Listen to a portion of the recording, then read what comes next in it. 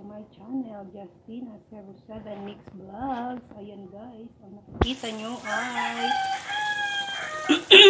excuse me, ginataang tulingan with talong. Ayan guys, ang ulam namin ngayon. Ayan.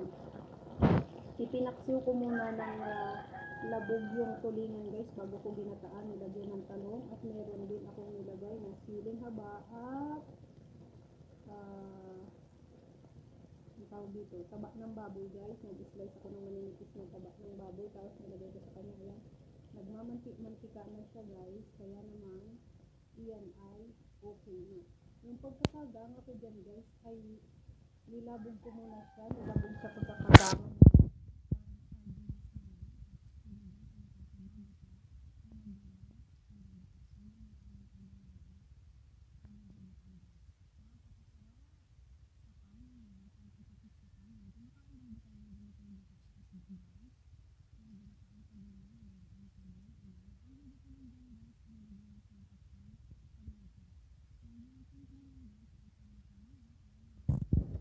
Ang apoy at kami ay kakain na. So sana ay nagustuhan nyo ang ating simpleng recipe ngayong araw.